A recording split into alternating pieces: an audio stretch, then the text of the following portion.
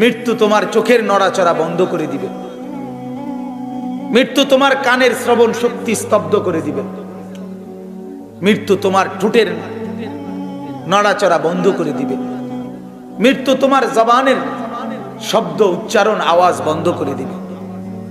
মৃত্যু তোমাকে তোমার কণ্ঠস্বর স্তব্ধ করে দিবে। মৃত্যু তোমার জিহ্বার সব স্বাদ বিনষ্ট করে দিবে। অচিরেই রূহ চলে যাবে, আর কিছুই থাকবে না। না কানের শ্রবণ শক্তি, না নাকের ঘ্রাণ শক্তি, না চোখের দৃষ্টি শক্তি, না চামড়ার অনুভব শক্তি, না পায়ের চলার শক্তি, না কল্পনার বিবেকের দিমাগের চিন্তা ফিকিরের শক্তি, কিচ্ছু থাকবে না। আল্লাহর নবী এটাই বলছে, সব কিছু নষ্ট করে দেয়, মিনিটে স্তব্ধ করে দেয় যেই জিনিস, সেই মৃত্যুকে বারবার স্মরণ কর, বারবার স্মরণ কর, বারবার স্মরণ কর। এই কারণে বাপ, আল্লাহ রাসূল সাল্লাল্লাহু আলাইহি সাল্লাম মৃত্যুর স্মরণ করতে বারবার বলছে। কোরআনুল কারীমের মধ্যে আল্লাহ পাক রব্বুল আলামিন বহু জায়গায় কুল্লু নাফসিন যায়িকাতুল মাউত এই কথাইটা অনেকবার বলছে যে বান্দা এটা মনে রেখো, মৃত্যুর স্বাদ তোমাকে গ্রহণ করতেই হবে। আল্লাহ তাআলা বারবার বলছে, কুল ইন্নাল মাউতাল্লাযী তাফিররুনা মিনহু ফাইন্নাহু মুলাকীকুম। আল্লাহ পাক বলছে, নবী আপনি বলে দেন, যেই মৃত্যু থেকে তোমরা পলায়ন করছো, ছুটতেছো, মৃত্যু থেকে বাঁচার জন্য এই হসপিটাল থেকে ওই হসপিটাল, এই জায়গা থেকে ওই জায়গা, বাংলাদেশ থেকে ইন্ডিয়া, ইন্ডিয়া থেকে থাইল্যান্ড, থাইল্যান্ড থেকে সিঙ্গাপুর, যেখানেই পলাও না করো, ফাইন্নাহু মুলাকীকুম, মৃত্যু তোমার সাথে মোলাকাত করবেই করবে। মৃত্যু তোমার থেকে, তুমি তাকে আড়াল করতে পারবেই না। তুমি চাইলেও আসবে, না চাইলেও আসবে। ওয়ালিকুল্লি উম্মাতিন আজাল, আল্লাহ বলেন প্রত্যেকের নির্ধারিত মৃত্যুর সময় আছে। ফাইদা জাআ আজালুহুম, যখনই মৃত্যুর সময় আসবে, লা ইস্তাখিরুনা সাআতান ওয়া লা ইস্তাকদিমুন, তখন আর এক মিনিটও দেরিও করবে না, এক মিনিট আর আগেও আসবে। এজন্য আমার বাপ মৃত্যুকে স্মরণ করে, কবরকে স্মরণ করেন। এই কবরবাসীদের জন্য তাদের রুহের মাগফিরাত কামনায় দোয়ার মাহফিল। আর আমার কথা হইল, কবরবাসীদের চাইতে জিন্দা মানুষের অনুভূতি জাগানো এটারও বেশি দরকার। কবরবাসী তো তার হায়াত শেষ করে তার ফয়সালা নিয়ে সে চলেই গেছে, আর সে ফিরে আসতে পারবে না, আর সে বুঝাও কিছু করতে পারবে না, আর সে পুনরায় পৃথিবীতে ফিরতেও পারবে না, আর কোনো নেক আমল করারও সুযোগ মিলবে না। কাজে কবরবাসী তার চাইতে বেশি দরকার আমাদের ফিকির, জীবিতদের ফিকির, জীবিত মানুষের অনুভূতি। আজ আমরা হয়ে গেছি কবরবাসী, আর কবরবাসী হয়ে গেছে জিন্দা। অর্থাৎ কবরের মধ্যে তারা যে পরিমাণ অনুভূতি নিয়ে আসে, বুঝ নিয়ে আসে, মনে হয় জীবিত থাকার পরও, চোখ নাক কান হাত পাও থাকার পরও আমাদের মধ্যে সেই অনুভূতি নাই। 60 বছর 70 বছরের বয়স্ক মানুষ বিড়ি খায়, সিগারেট খায়, টেলিভিশন দেখে, চায়ের দোকানে আড্ডা মারে, কথা বলতে গিয়ে গালিগালাজ ছাড়া কথা বলে না, মিথ্যা ধোঁকা। অথচ বয়স্ক মানুষ ভুলেই গেছে, 60 বছরের একজন মানুষ ভুলেই গেছে কবর দেখা যায়, তার কবর দেখা যায়, ফিকির নাই, ফিকির নাই। অথচ কোরআনুল কারীমের মধ্যে আল্লাহ বলছে 40 বছর যারে আমি দিলাম, তারই উচিত পূর্ণভাবে কবরের দিকে, আখিরাতের দিকে মোতাবজ্জো হওয়া, পূর্ণভাবে আখিরাতের দিকে ধ্যান ও খেয়াল করা, বাড়ায় দেওয়া। আল্লাহ তাআলা কোরআনুল কারীমের মধ্যে বলছে সূরা ফাতিরের মধ্যে, আওয়ালাম নুআম্মিরকুম মা ইয়াতাযাক্কারু ফীহি মান তাযাক্কারা। বান্দা বলো না, আমি আল্লাহ কি তোমাকে এতটুকু হায়াত দেই নাই যেতটুকু হায়াত পেলে একজন মানুষ উপদেশ গ্রহণ করতে পারে? এতদূর হায়াত কি তোমাকে আমি দেই নাই? এটা জিজ্ঞেস করো। যারে আল্লাহ হায়াত দেয় নাই উপযুক্ত, তারে আল্লাহ জিজ্ঞেস করবে না। 6 বছরের বাচ্চাকে আল্লাহ কিছু বলবে না, 8 বছরের বাচ্চাকে আল্লাহ কিছু বলবে না, 10 বছরের বাচ্চাকে আল্লাহ কিছু বলবে না। বাপ কেন? তাকে আল্লাহ তাআলা আমল করার উপযুক্ত বয়স আল্লাহই দেয় নাই, এজন্য জিজ্ঞাসাও নাই। কিন্তু যাকে আল্লাহ সাবালক বানাইছে, প্রাপ্তবয়স্ক হইছে, যে 15 বছর ছেলে, মেয়েদের ক্ষেত্রে 13 বছর, অর্থাৎ যার উপরে বুলুগ, সাবালক, প্রাপ্তবয়স্ক যে হয়েছে, আরো সহজ কথা, যার উপরে গোসল ফরজ হয়, জুনুবি হয়, তো সেই ব্যক্তি, সেই পুরুষ কিংবা সেই নারী, তাকে এরপরের প্রতি মিনিটের ব্যাপারে জিজ্ঞাসা করা হবে। আল্লাহ তাআলা এর জন্য বুঝাই দিছে, 15 বছরের একটা লম্বা হায়াত আমি আল্লাহ তাআলা তোমাকে দিছি। আর এই তামাম পৃথিবীর থেকে শিক্ষা নেওয়া, আকল হওয়া, বুদ্ধি হওয়া, বিবেক হওয়া, আল্লাহকে চিনা, আখিরাতকে চিনা, কবরকে চিনা, নিজের অনুভূতি বুঝা, নিজের বুঝ বুঝা, এর জন্য 15 বছর যথেষ্ট। 15 বছর হায়াত পেও যে ছেলেটা আল্লাহ চিনল না, আখিরাত চিনল না, কবর চিনল না, দুনিয়াবাসী আপনারা বলতে পারেন হয়তো যে সেই বাচ্চা ছোট বাচ্চা, আল্লাহ ছোট বাচ্চা বলে না, তারে আল্লাহ তাকে বালেগ বলে, আল্লাহ তাকে প্রাপ্তবয়স্ক বলে, আল্লাহ তাকে মুকাল্লাফ বলে, আল্লাহ তাকে শরীয়তের বিধান পালনের আবশ্যকতা তার উপরে দেয়। আর আমরা না বলি এসএসসি পরীক্ষার্থী ছোট মানুষ, ইন্টারমিডিয়েট পরীক্ষার্থী ছোট ছেলে, ছোট ছেলে, আপনার কাছে ছোট ছেলে, নামাজের বেলায় ছোট, রোজার বেলায় ছোট, কোরআন তেলাওয়াতের বেলায় ছোট, অথচ নাফরমান সারা রাত মোবাইল চালাইবার ব্যাপারে উপযুক্ত, সারা দিন মোবাইল চালাইবার ব্যাপারে উপযুক্ত, মেয়েদের সাথে ফুর্তি করার ব্যাপারে উপযুক্ত, আরো 10টা মাইয়ার পিছনে ঘুরার পিছনে এই ক্ষেত্রে সে উপযুক্ত। সন্ত্রাসী, সাদাবাজি, বাটপারি, সিটারি, মদ, জুয়া, ফেন্সিডিল, গাঁজা, ইয়াবা, সমস্ত নেশা, সমস্ত অপকর্ম, সমস্ত নিকৃষ্ট কাম করার ব্যাপারে সে বুঝের, আর আল্লাহর বন্দেগী করার ব্যাপারে সে বাচ্চা। অপদার্থই মা বাপ, অপদার্থই মা বাপ। যে মা বাপ তার 15 বছরের ছেলেকে বলে এখনো বাচ্চা,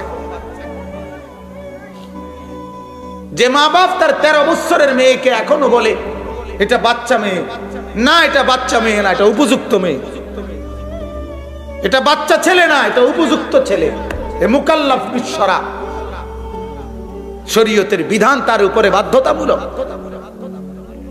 এক ওয়াক্ত নামাজ ছেড়ে দেওয়ার তার আর সুযোগ নাই, একটা গুনাহ করার তার আর অনুমতি নাই। কথা বুঝতেছেন আপনারা? মুসলমান বুঝতে শিখেন,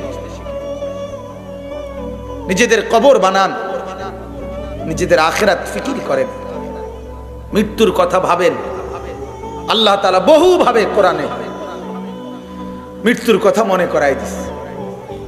আইনা মা তাকুনু ইউদরিকুমুল মাউত ওয়ালাউ কুনতুম ফি বুরুজিন মুশাইয়াদা। আল্লাহ বলছে, বান্দা যেখানেই তুমি থাকো মৃত্যু তোমার কাছে পৌঁছবে। ওয়ালাউ কুনতুম ফি বুরুজিন মুশাইয়াদা, যদি এমন একটা বিল্ডিং যেটার চতুর্দিকে কোনো একটা ছিদ্র নাই, ভেতর দিয়েও উপর দিয়েও ঢুকার কোনো জায়গা নাই, আটকায় ফেললে এটার ভেতরে তুমি, আর কোনো দিক দিয়ে ঢুকার কোনো জায়গা নাই, মৃত্যু যদি সময় হয় ওইখানেই তোমার কাছে পৌঁছে। আমি এটাকে প্রায় বলি এখন আইসিইউ, ওই আইসিইউর ভিতরে অনেকভাবে আপনার চেষ্টা করে রুগীটাকে কোনোভাবেই যেন বাহিরের কোনো কিছুটার ভিতরে না ঢোকে, কিন্তু মালাকুল মউত আমার মনে হয় আজরাইল বেশিরভাগ থাকে আইসিইউর কাছে। আইসিইউ থেকে খুব কম লোকরে কি জীবিত কি আসে, ফিরে আসে, ফিরে আসে। মালাকুল মউত ওখানে বেশি সময় কাটায়, দুমা ধুম লইয়া লাহে, ফটফট করে নিয়ে এসে পড়ে। আহ ওয়ালাউ কুনতুম ফি বুরুজিন মুশাইয়াদা। এজন্য বাপ আমরা প্রত্যেকেই ফিকির করি, কবরকে ফিকির করি, মৃত্যুকে ফিকির করি।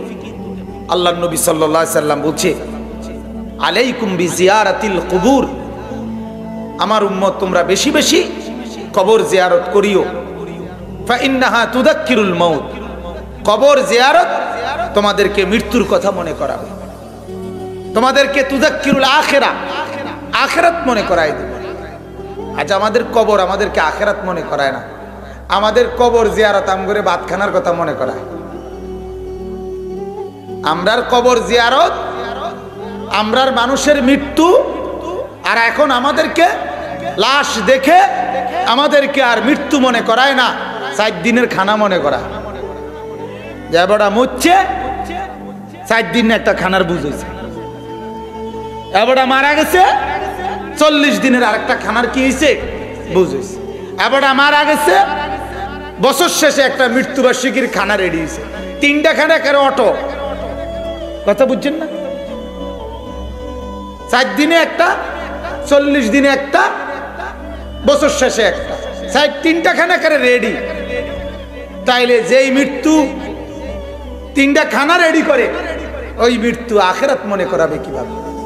রসম প্রথা, সমাজের প্রথা, আহা, সমাজের প্রথা আমাদেরকে আখিরাত ভুলায় দিছে, সমাজের রসম আমাদেরকে আখিরাত ভুলায় দিছে।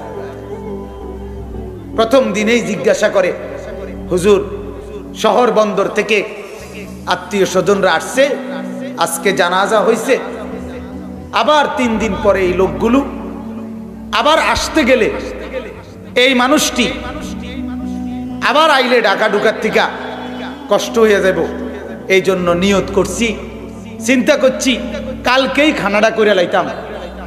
আমনে কি কর? আমারে বহুত লোক জিগায়, আমি সবসময় বলি যে ভাই আমার খেয়াল হইল খানাটা আজ রাত করে লাইলে ভালো হয়,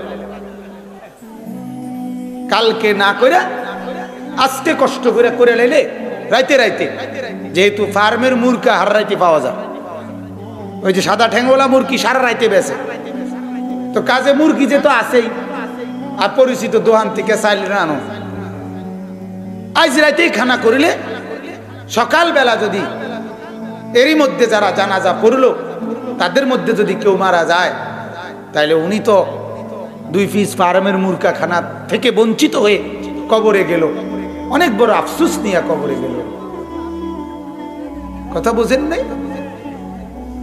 এই কারণে অর্থাৎ বিষয়টারে কি পরিমাণ আবশ্যক, অথচ আল্লাহ রাসূল সাল্লাল্লাহু আলাইহি ওয়াসাল্লাম বলছে এক লাশ যেন তোমাকে আখিরাত মনে করা। হযরতে হাসান বসরি রাহমাতুল্লাহ আলাইহির কিতাবে আমরা পড়ছি, হাসান বসরি রাহমাতুল্লাহ আলাইহি বলতেন, উনি বলতেন আল্লাহর কসম, আমাদের জামানায় কোন মানুষের মৃত্যু হলে জানাজার মজলিসে, জানাজার মাঠে আমরা যারা জানাজা পড়তাম, উনি বলতেন আমরা বুঝতাম না, কেউ বলতে পারতো না যে কে মারা গেছে, কার লোক, সবার কান্না দেখে বোঝা যাইতো না যে কার বাপ। কথাটা বুঝছেন না? প্রত্যেকেই এই পরিমাণ কান্ত, যার ফলে কেউ বুঝতো না যে আসলে কার আত্মীয় মারা গেছে। আজ আমরা আমাদের এই ফিকির নাই, জানাজা দেখবার পরও, লাশ দেখবার পরও কেবল তাড়াতাড়ি করো, তাড়াতাড়ি তাড়াতাড়ি, জলদি জলদি, সময় নাই, আরে নিয়ত বাঁধেন হুজুর, দেন তাকবীর দেন, তাড়াতাড়ি বেটারে পার করেন। এই হলো ফিকির। চোখের পানি আসবে কখন? আখিরাতের ফিকির আসবে কখন? আল্লাহর ভয় আসবে কখন? বলেন আমরা কি পরিমাণ পাষাণ হয়ে গেছি। পাষাণ হয়ে গেছে। কবর খুঁড়ে ওই লোকও বিড়ি খায়। আরে কি শক্ত নাফরমান তুই, তোর কলিজা পাথর মতো হয়ে গেছে বেটা। তোর মতো ডাকাত তুই কবর খুঁড়স কেন? তুই মাড়ি না খুঁড়বি, তুই গিয়া পুকুরে না খুঁড়বি বেটা। তুই কত বড় শক্ত ডাকাত, কবর খুঁড়ে তার হাতে শত শত মানুষের দাফন হয়, মাটির নিচে সেই কবর খুঁড়ে দেয়। ওই নাফরমান তুই বেটা বিড়ি খাও, তুই বেটা সুদ খাও।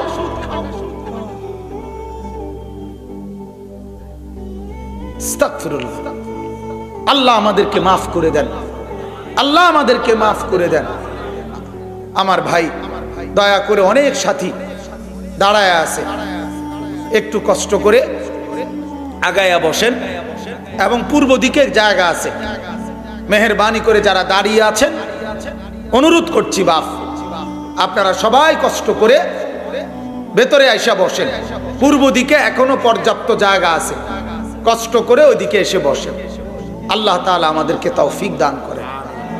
আমার ভাই, তো আমি আপনাদের কাছে, আমাকে সহ আমরা প্রত্যেকেই কবর যেন মনে করি, কবরবাসীদের মাগফিরাত, কবরবাসীদেরকে আল্লাহ মাফ করুক, এটা যেমন আমরা দোয়া করি, এর চাইতে বেশি দোয়া করা উচিত। আল্লাহ আপনি আমাকেই মাফ করে দেন, জীবিতদেরকেও মাফ করে দেন। আমাদেরও মাগফিরাত দরকার, ঠিক কি না বলে? মাগফিরাত জিন্দা মুর্দা সবার মাগফিরাত দরকার, মাগফিরাত দরকার। আল্লাহ তাআলা তো ডাক দিছে কোরআনে, ওয়াসারিউ ইলা মাগফিরাতিম মির রাব্বিকুম। রব্বুল আলামিন বলেন, বান্দা আমি রব্বুল আলামিন মাগফিরাত নিয়ে অপেক্ষা করছি, আমি মাফ করে দিতে রাজি আছি বান্দা। ওয়াসারিউ, তুমি আমার মাগফিরাত নেওয়ার জন্য আমি মাওলার দিকে দৌড়াইয়া আসো, ছুটে আসো বান্দা। কোনো দিকে যাইও না, কারো কাছে মাফ চেও না। মাফ যদি চাইতে হয়, ক্ষমা যদি চাইতে হয়, 90 বছরের গুনাহ নিয়ে হলেও, 70 বছরের গুনাহ নিয়ে হলেও আমি আল্লাহর কাছে ফিরে আসো বান্দা, আমি মাগফিরাত দিয়ে দেব। চোখের পানি ছেড়ে দিলে, পিছনের গুনাহ ছেড়ে দিলে, আর করবা না ওয়াদা দিলে, আমি আল্লাহ ওয়াদা দিলাম 90 বছরের গুনাহ, আসমান ছোঁয়া গুনাহ, জমিনের ফেনা পরিমাণ গুনাহ, আকাশের ছোঁয়া পরিমাণ গুনাহ আমি আল্লাহ এক নিমিষেই মাফ করে দেব। আমি মাগফিরাত নিয়ে রাখছি। লাউ বালাগাত যুনুবুকা আনানাস সামাই সুম্মা ইস্তাগফারতানি গাফারতু লাকা ওয়ালা উবালি। আল্লাহ বলেন হাদিসে কুদসিতে, বান্দা গুনাহ যদি ছুঁয়ে যায় আকাশ পর্যন্ত, এরপরও যদি ইস্তেগফার করো, মাফ চাও, মাফ চাইতে হবে 3 ভাবে। কয় ভাবে? আবার বলেন, তওবা করতে হবে কয় ভাবে? 3 ভাবে। আল্লাহর কাছে ক্ষমা চাইতে হয় 3 ভাবে। 1 নাম্বার, পিছনের গুনাহ ছেড়ে দিতে হবে। 2 নাম্বার, আর করবেন না ওয়াদা দিতে হবে। 3 নাম্বার, আমি আল্লাহ লজ্জিত, এই কারণে মাফ চাইছি, লজ্জিত হয়ে মাফ চাইতে হবে। এই 3টা একত্র হলে এটারে বলে তওবা, এটারে বলে মাফ চাওয়া। মুখে বিড়ি, আবার জবানে তওবা তওবা। তোমার এই তওবার উপরে তওবা তওবা, কথা বুঝেন নাই? মুখে বিড়ি, বসা সাদওয়ানে, এবারে কয় আস্তাগফিরুল্লাহ আস্তাগফিরুল্লাহ। মানুষে কত খারাপ হইয়া গেছে। কাকু আমনের আস্তাগফিরুল্লাহর রূপে আস্তাগফিরুল্লাহ আস্তাগফিরুল্লাহ, আমনের এই বিড়ির রূপে আস্তাগফিরুল্লাহ, আমনের এই সাদওয়ানের গপ মারার উপরে আস্তাগফিরুল্লাহ। এটারে কি কয় না? আস্তাগফিরুল্লাহ। এটারে তওবা বলে না। তওবা বলে গুনাহ ছেড়ে দেওয়া, তওবা বলে আর করবেন না ওয়াদা দেওয়া, তওবা বলে লজ্জিত মাওলা আমি মাফ চাইছি, এই মাফ চাওয়া। 3টা মিললে হয় তওবা। কয়টা মিললে? আমার শায়েখ আরিফ বিল্লাহ আল্লামা মুফতি মুশতাকুন নবী সাহেব বলে, চা পাতা, চিনি, পানি, এই 3টা মিললে হয় চা। চ আকার চা, এটারে কোনো চা কয় না, এটারে 6 আকার চা কয়। বুঝেন নাই? কাগজের মধ্যে যদি কেউ লেখে চ আকার চা, এইটা কি চা? এই কাগজের মধ্যে 6 কাপ চা লিখলে এটা চা? না না, এটা তো চায়ের শব্দ না লিখছে। এটা চা কোনটা? চা পাতা, চিনি, পানি, এই তিনটা মিললে কি চা? তেমনি আপনি মুখে কইলেন তোবা তোবা, আপনার পকেটে সুদের টাকা, আপনি বললেন তোবা তোবা। হ্যাঁ, আপনার লগে নি মিশা কথা কই, তোবা তোবা তোবা তোবা, আপনার লগে নি মিশা কথা, মানে তোবা তোবাটাও মিশা কথা। তোবা তোবা যে কইতেছে এটাই কি মিথ্যা কথা? আসলে কোনো হে তোবা তোবা না, এটা ধোঁকা দিচ্ছে সে, এটা ধোঁকা দিচ্ছে সে। তাহলে এটারে তওবা বলে না, এটারে তওবা বলে না। তওবা বলে 3 জিনিসকে, তারকু মা কান, যা হয়ে গেছে গুনাহ তা ছেড়ে দেওয়া, আর করবে না, ওয়াদা দেওয়া, ইয়াজিমা আন লা ইয়াউদা ইলাইহি আবাদান, একতার আযম, একতার দৃঢ় সিদ্ধান্ত দেওয়া, আল্লাহ আর করব না। আইয়ানদিমা আলাইহি, এবং লজ্জিত হয়ে মাফ চাওয়া, আল্লাহর কাছে ছোট হয়ে মাফ চাওয়া, আজিজি ইনকিসারির সাথে মাফ চাওয়া। এই জন্য বাপ, আমরা প্রত্যেকেই এই ফিকির করি, প্রত্যেকে কবরের ফিকির করি, আখিরাতের ফিকির করি, মৃত্যুকে স্মরণ করি। আজ এই কবরবাসীর রুহের মাগফিরাত কামনায় এই মাহফিল, এটা দেখে আমার এটা মনে হইল, আজ কবরবাসীদের মাগফিরাত যেমন দরকার, জীবিতদের মাগফিরাতও তেমনই কি দরকার, আমাদের বেশি দরকার। আল্লাহ আমাদেরকে মাফ করে দেন। আমি আপনাদের সামনে কোরআনুল কারীমের 17 নম্বর পারা 22 নম্বর সূরা, সূরাটির নাম সূরা হজ। ওই যে নামাজ, রোজা, হজ, হজ আছে না, এই সূরার নাম হজ। এই সূরার 4টি আয়াত, 11, 12, 13, 14, এই সূরার 4টি আয়াত আপনাদের সম্মুখে তেলাওয়াত করেছি। 17 নম্বর পারা 22 নম্বর সূরা, সূরা হজ।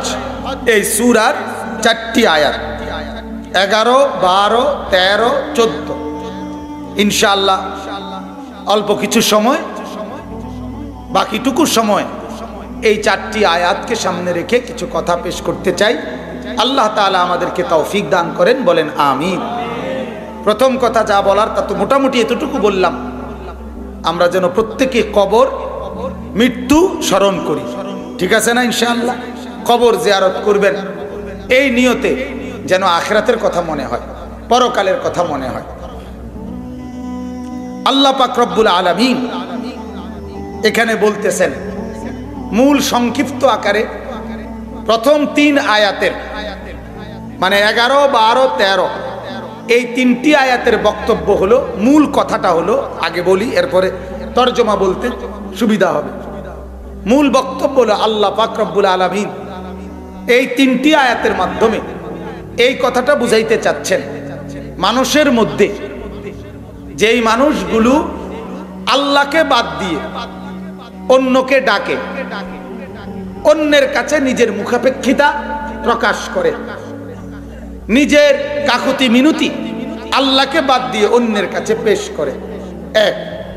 2 নাম্বার, অথবা আল্লাহর কথা মনে আছে তবে তাকেও সাথে রাখে, অর্থাৎ আল্লাহকে বাদ দিয়ে করে, টোটাল আল্লাহকে ভুলে যায় একটা সূরত, অথবা আল্লাহর কথা মনে আছে তার, কিন্তু মাখলুক দুনিয়ার তাকেও আল্লাহর সাথে রাখে।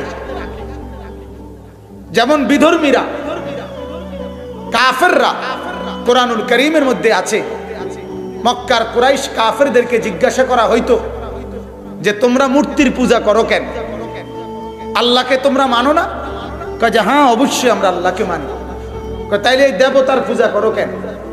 কয় যে এই কারণে এগুলার পূজা করি, আমাদের বিশ্বাস এগুলো আমাদেরকে আল্লাহর কাছে আমাদের পক্ষে সুপারিশ করবে। মা না'বুদুহুম ইল্লা লিয়ুকাররিবুনা ইলাল্লাহি যুলফা, আমরা এদের ইবাদত করি, এরা আমাদেরকে আল্লাহ পর্যন্ত পৌঁছায় দিবে। আল্লাহকে সরাসরি ডাকা যায় না, আল্লাহকে সরাসরি পাওয়া যায় না, আল্লাহর সাথে সরাসরি যোগাযোগ করা যায় না। এই কারণে এদেরকে ধরছি, এই দেবতা এরারে খুশি করিলে এরা আমাদেরকে আল্লাহ পর্যন্ত পৌঁছায় দিবে। নাউজুবিল্লাহ। এটা শিরক কিনা বলেন? এটা শিরক কিনা বলেন? আল্লাহকে ভুলে যাওয়া, টোটালি ত্যাগ করা, এটা তো কুফরি। আর আল্লাহর সাথে অন্য কেউ ফিকির করা, এটা হলো শিরক। আর আল্লাহ পাক রব্বুল আলামিন একজন ইমানদারের কাছে, আমরা যারা ইমানদার এখানে আমরা যারা বসছি প্রত্যেকেই নিজেকে মুসলমান ভাবি, ঠিক কিনা? ভাবি না? প্রত্যেকেই নিজেকে মুমিন মনে করি, ইমানদার মনে করি। এখন সেই ইমানের দাবিতে কোন রকম কুফরি যেন না হয়, কোন রকম শিরক যেন না হয়, এটা আল্লাহ তাআলা কঠোরভাবে এখানে উল্লেখ করেছেন। কঠোরভাবে আল্লাহ তাআলা এটা বুঝাইছেন। লাভের মালিক, ক্ষতি করার মালিক, উপকারের মালিক, মুসিবতের মালিক, সর্বকিছুই একমাত্র আল্লাহ। আন-নাফি' ওয়াদ-দার হুয়া আল্লাহ। উপকারকারী, উপকার করে নেওয়ালা, সেটাও আল্লাহ। ক্ষতি করে নেওয়ালা, সেটাও কে? আল্লাহ। প্রতিটা বিপদ, প্রতিটা মুসিবত তাও আল্লাহর পক্ষ থেকে। প্রতিটা সুখ আনন্দ এটাও আল্লাহর পক্ষ থেকে। মুখের হাসি আল্লাহর দান, চোখের কান্না এটাও আল্লাহর দান। ওয়া আন্নাহু হুয়া আদহাকা ওয়া আবকা। আল্লাহ কোরআনে বলে তিনি হাসান, তিনি কাঁদান। হাসায় কে? কাঁদায় কে?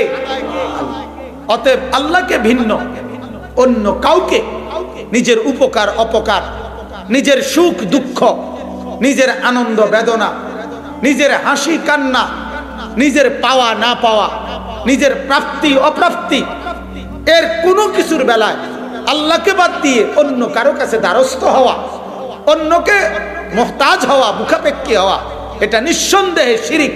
এটা আল্লাহ তাআলা কোনোভাবেই পছন্দ করে না, কোনোভাবেই পছন্দ করে না। শিরক আল্লাহ কোনোভাবেই সহ্য করে না। কোরআনুল কারীমে আল্লাহ বলছে, মান ইউশরিক বিল্লাহ হারামাল্লাহু আলাইহিল জান্নাহ। যে আল্লাহর সাথে শিরক করবে, আল্লাহ বলেন আমি আল্লাহ আমার জান্নাতটা তার জন্য হারাম করে দিলাম। নাউজুবিল্লাহ। এটা ঠিক এমন শক্ত কথা, বহুত শক্ত কথা। দুনিয়াতে কোনো মা, কোনো বাবা চূড়ান্ত রাগ হইলে বলে আমার ঘরে তোর জন্য তুই ফুত, তোর মতো ফুত আমি পরিষ্কার বলে দিলাম, আমার ঘরে তোর ভাত খাওয়া হারাম, আমার ঘরের লোকমা ভাত তুই খাইস না। এটা বাপ যখন চূড়ান্ত রাগ করে তখন এই কথা বাপে বলে, মা বলে। রব্বুল আলামিন শিরক করলে সর্বোচ্চ রাগ হয়, বেশি রাগ হয়, আল্লাহ তাআলা সহ্য করতে পারে না। আজ আমাদের আচরণের মধ্যে বাপ অনেক বেশি, অনেক বেশি মাখলুকের মুহতাজি। নিজের ছেলে ওনার দৃঢ় বিশ্বাস, সুদে টাকা লাগাইয়া হইলো, যেমনে পারি কিস্তিতে পারি, সুদে পারি, ফত্তনে পারি, লোনে পারি, আমি থাকতে যদি আমার ছেলেটাকে কোনোভাবে বিদেশ পাঠাইয়া দিতে পারি, বা বাজারে দোকান করে দিতে পারি, অথবা চাকরি নিয়ে দিতে পারি, তাইলে আমার আর শেষ বয়সটা আরামে কাটবে, সুখে কাটবে, কষ্ট হবে না। এই লোকটার ধ্যান থেকে আল্লাহ বিদায়। আল্লাহ বিদায় না? কথা বলেন না কেন? যদি আল্লাহ বিদায় নাই হতো তাইলে আপনি এই ফয়সালা কেমনে করলেন যে এই ছেলেটা উপযুক্ত হলে আপনার ভবিষ্যৎ বৃদ্ধকালে এই ছেলেটা আপনার সবকিছু দেখবে? তার কি নিশ্চয়তা আছে? হাজারো লক্ষ পিতা তার ছেলের জন্য রক্ত পানি করে সব ব্যবস্থা করে দেওয়ার পর সন্তানকে বিয়ে করাইবার পরে 6 মাসের ব্যবধানে সেই সন্তান তার বউ নিয়া আলাদা হইয়া জীবনের তরে বিচ্ছিন্ন হয়ে যায়। সেই বাপ আবার আগের মতোই, সেই মা বৃদ্ধ আবার আগের মতোই নিজের চুলায় নিজেই রান্না করে। এ কি একটা দুইটা ঘটনা? এরকম কি একটা দুইটা? সেদিন আমার কাছে বলতেছে কুমিল্লা শহরে 3 ভাই, বড় ভাই তার বিবি, বড় ভাই সে থাকে ঢাকা আর কুমিল্লা, তার বিবি ঢাকা চাকরি করে, তার একটা ছেলে লন্ডন বউ নিয়ে থাকে, একটাই ছেলে, আর মেয়েও নাই ছেলেও নাই। এরপরের ভাই সে কুমিল্লা চাকরি করে, আর তার ভাই বউ সিলেট চাকরি করে। এরপরের ভাই সে কুমিল্লা চাকরি করে, তার বউ ঢাকা চাকরি করে, আর তার একটা ছেলে, এটা তার কাছে থাকে, বউর কাছে না। তারা 3 ভাই, আর তাদের ছোট ভাইয়ের একটা ছেলে। এই 4 জন মানুষ পুরুষ, তাদের 10 তলা ফ্ল্যাট শহরে কুমিল্লাতে। ওইখানে একজন কাজের মহিলা রাখছে, 5000 টাকা বেতনে, শুধু ভাত তরকারি রান্না দেয়। এই 3 বলদে ভাত খায়। কথা বুঝছেন না? এই 3 বলদে, আর ওই ছুটুটা, এই 4 জনে মিল্লা বেডি, কামের বেডি ভাত রান্না দেয়, আর এই 3 জনে ভাত খায়। এর মধ্যে একজন একটা মেডিকেল কলেজের চেয়ারম্যান, প্রাইভেট একটা মেডিকেল কলেজের চেয়ারম্যান, বেসরকারি। আপনি বলেন, বক্সি গাড়িতে চলে, কোটি কোটি টাকা, 10 তলা ফ্ল্যাট, খামখেয়ালি কত। এ কি জিন্দিগি?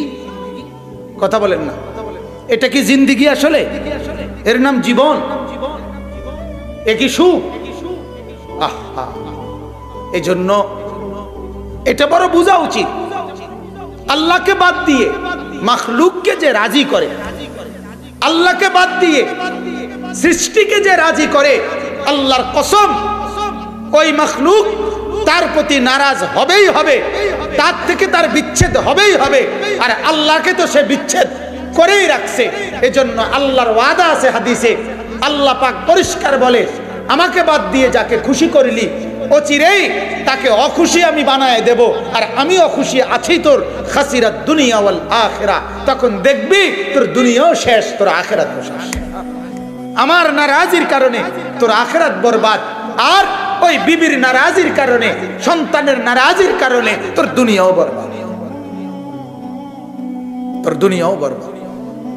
এজন্য আল্লাহকে বাদ দিয়ে, আল্লাহকে ছেড়ে, আল্লাহর বিধান ছেড়ে, আল্লাহর হুকুম ছেড়ে, আল্লাহর গোলামি ছেড়ে কিছুই করা উচিত না। বাজার একটা টাকা রোজগার করবো, আমার কথাটা মনোযোগ দিয়া বুঝেন। আমি আপনাদের চেনা মানুষ, আপনারাও আমার চেনা মানুষ। আপনাদের কমপক্ষে এখানে 3 ভাগের 2 ভাগ না 2.5 ভাগ মানুষের চেহারা আমি চিনি, চিনি না? আপনাদের অধিকাংশ মানুষের চেহারা চিনি আমি, আলহামদুলিল্লাহ। জিন্দিগির এক লম্বা সময় আমার জিন্দিগির এই মুরাদনগরে, এখন যদিও কিছুটা কম আসা হয়, কিন্তু এরপরেও আমার আলাদা টান আপনাদের এই উপজেলার প্রতি আছে। কারণ আমার জীবনের প্রথম কর্মজীবন শুরু আমার এখান থেকে। সোনাকান্দা মাদ্রাসায় আমি 11 বছর, 1-2 দিন না, 11 বছর আমি এই মাদ্রাসায় শিক্ষকতা করে গেছি। এই অঞ্চলগুলোতে আমি রিক্সা দিয়া বহু আসতাম মাহফিলে মাহফিলে। অতএব আমি আপনাদের কাছে এক দরদি ভাই হিসাবে, আপনাদের এক প্রিয়জন হিসাবে, পরিচিত মানুষ হিসাবে শতভাগ আন্তরিকতা নিয়ে বলতে চাই এটা, যে আল্লাহকে নারাজ করে ছেলেকে খুশি করেন না, আল্লাহকে নারাজ করে মেয়েকে খুশি করেন না, আল্লাহকে নারাজ করে বিবিকে খুশি করেন না, আল্লাহকে নারাজ করে মাকে খুশি করেন না, মাকেও না, বাবাকেও না। ওয়া ইন জাহাদাকা আলা আন তুশরিকা বি মা লাইসা লাকা বিহি ইলমুন ফালা তুতি'হুমা ওয়া সাহিবহুমা ফিদ দুনিয়া মা'রুফা।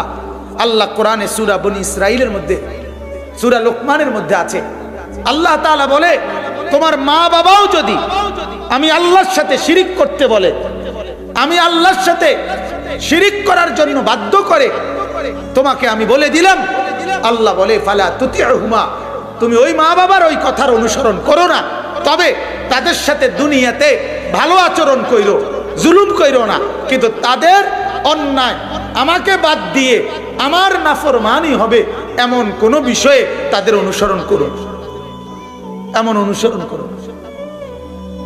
স্বামীর ওই কথার অনুসরণ করো না বিবি, যে কথা তোমার আখিরাত বরবাদ করবে। বিবির ওই কথা শুইল না স্বামী, যে কথা তোমার আখেরাত বরবাদ করবে। আজ আমাদের হাজারো পুরুষ আমরা আমাদের বিবিদেরকে তাদের স্বাধীনতার উপরে ছেড়ে দিছি। যাও আমার থেকে শুধু টাকা নাও, বাকি সাজ গোজ গহনা অলংকার কাপড় চোপড় থ্রি পিস কাপড় এবং তোমার যা মন চায় তুমি তাই করো। যতবার যাইতে মন চায় মার্কেটে যাও, যত বেড়িত লগের নিয়ে আছে। এক জোড়া জুতা কিনতে কমপক্ষে 2 অটো বেরিয়ে যায়। প্রতি অটোতে 6 জন করে হইলে 12 জন, 12 জনে মিল্লা জুতা চয়েস করে এক জোড়া। তাও আবার এটাও 1 ঘন্টায়ও চয়েস হয় না। এই জুতা এক জোড়া 12 বেড়ি মিল্লা চয়েস করতেও লাগে 12 ঘন্টা। এক দোকানে চয়েসে হইলেও রাজি হয় না। এটা আমার বুঝ আর কি, আমার হিসাব হইলো চয়েস হইছে ইচ্ছা করে আরো আটবো। আসল কত লইলা হেবেটির সিদ্ধান্ত হইলো আরো যে পরিমাণ পাউডার লাগাইছে, যে পরিমাণ ফেয়ার এন্ড লাভলি ডলছে, এখানে যদি শুধু এক দোকানদারে দেখে তাহলে খরচা হিসাবে পোষাই আয় না। কথা বুঝছেন না? যে পরিমাণ খরচ এই পাউডার চুনুর পিছনে, এটা যদি শুধু 2-4 জন মানুষে দেখে তাহলে এটা কি পোষাই আইলো? কথা বুঝছে? একটা পোষাইতে বোধ একটা খরচ গেছে তো এখানে। এই জন্য যত বেড়াই দেখবে ততই তো ওনার কি খরচ উঠতে আইলো, কষ্টটা সার্থক হইল। বলেন নাউজুবিল্লাহ। লানত ওই মহিলার উপরে, লানত।